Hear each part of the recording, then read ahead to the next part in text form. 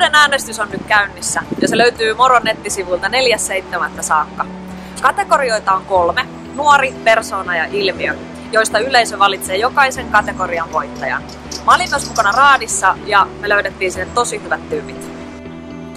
Käy siis äänestämässä omaa suosikkia. Ehdokkaita on 9. Kaikkien äänestäjien kesken arvotaan sikamakee Intersportin lahjoittama Suunto Ampit rannetietokone. Tulkaa tsekkaan voittajien julkistus kukkaisviikolla torstaina 28.7. keskusteluun.